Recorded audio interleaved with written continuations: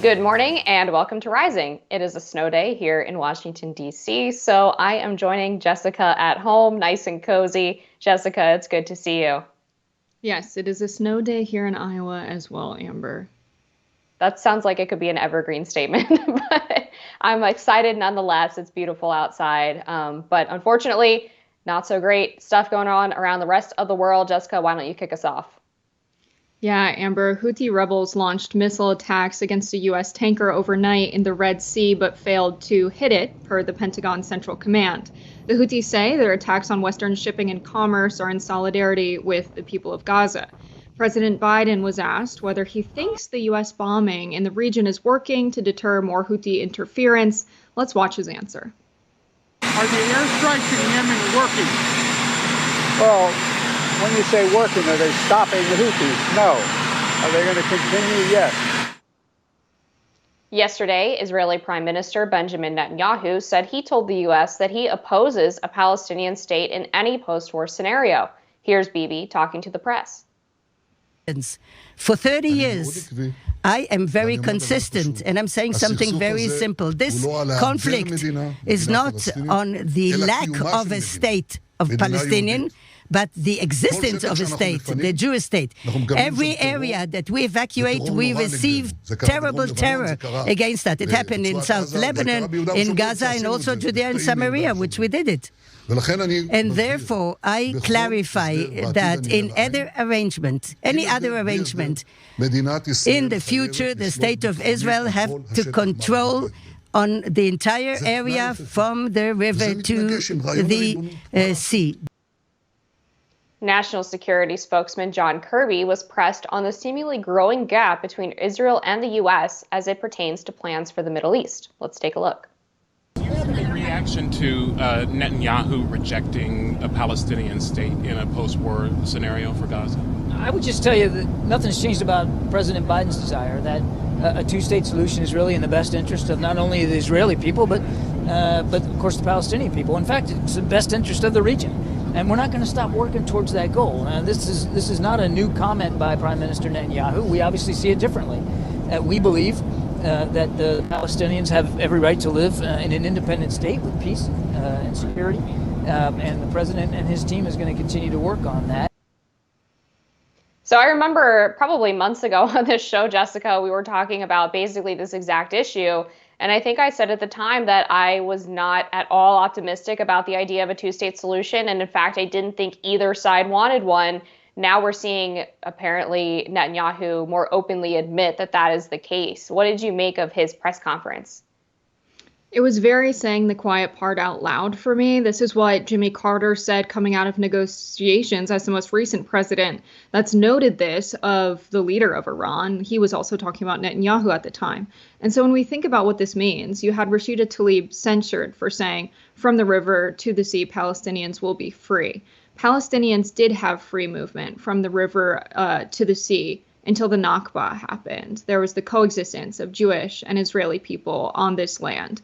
And now you have President Netanyahu saying this will actually all be Israel when it was formerly Palestine. And so him saying that we need to have the absence of a Palestinian state at all, it's disgusting. It's despicable for the United States to have an ally saying this and to say, you know what? We actually do believe in an independent Palestinian state, then why are you giving them weapons to achieve this goal that they obviously and admittedly have, obviously based on their actions, admittedly based on what Netanyahu has said behind closed doors, and now openly in public. And so the United States needs to take some stock and say, are we really getting into this international conflict with the Houthi rebels, which are backed by Iran? They're now trying to strike U.S. shipment back because we're trying to get weapons to a state, the state of Israel, to do something that we disagree with openly. That's the situation we're in right now, and it's ridiculous to me. It's absurd. It's time that the United States stops sending weapons to Israel and starts actually pushing their goal of having an independent Palestinian state, if that's really what John Kirby and the administration wants. Yeah, I feel similarly to the situation in Ukraine, where we have been battling over Ukraine funding. The American people have been turning against the idea of Ukraine funding and giving weaponry to Ukraine, even though they probably sympathize with that situation even more just from a majority level, because Ukraine was seen as basically the innocent victim in all of this. I think your perspective and the pro-Palestinian perspective would be that Israel was not necessarily an innocent victim because of the fact that they were given this land by the British, however many years ago, decades ago, and have since allowed people to settle on what would be considered Palestinian land. So, I mean, I think to that point, if that's the perspective of it, then there's even less, I guess, reason or justification for continuing to give Israel funding and weaponry. Yeah, absolutely. That's exactly how I feel. If it was, Putin saying that all of Ukraine will become Russia, it used to be a part of Russia. Actually, it would be less absurd than what we just heard from Netanyahu. It would deserve less political support from the United States. It's just ridiculous. That is the United States supporting, Israel in this situation would be like if we were supporting Russia in the case of their invasion of Ukraine. That's really what we're seeing here. They've explicitly said their intent here is to take this land. We know that they have intentionally been pushing Gazans out of Gaza, 2.2 million of them, and they've said that their plan is to have them settle in other places, that's all that they have to resolve. The forced movement of people is a war crime. You already have this case over genocide being alleged by South Africa in the International Court of Justice.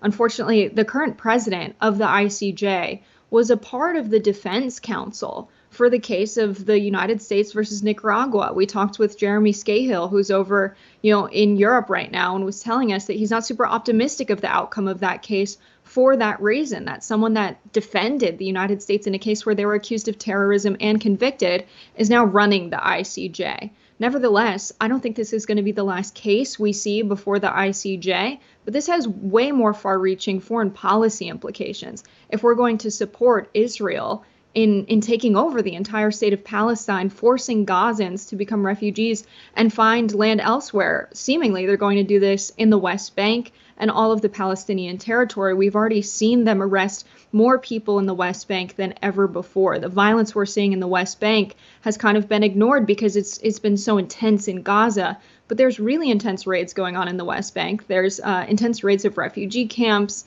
And it's very concerning to see that people in the streets resisting the raids are being arrested when there isn't a presence of Hamas in the West Bank. So you can't say that that's the reason for that.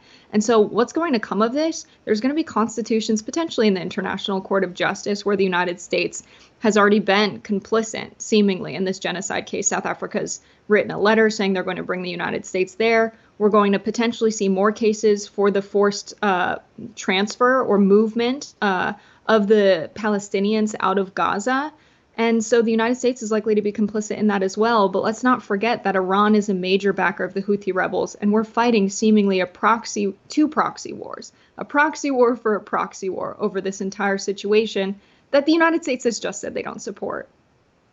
Yeah, and I think there's a case to be made from the Israel side to say, based on what happened on October 7th, the fact that there was legitimate terrorism done on that day, that we can't allow Hamas to continue to rule over Palestinian land. I mean, especially considering the fact that they've been quite terrible to their own people. But then to say that Israel should be in charge rather than helping the Palestinians to install leadership that is more in tune with their needs and their wants is something that I think a lot of people are going to have a serious problem with. And going to the Houthis, which you brought up, these missile strikes are apparently not working. Biden admitted that, which is very strange. Normally, that's probably not something that you would do. That would be another example of a leader saying the quiet part out loud.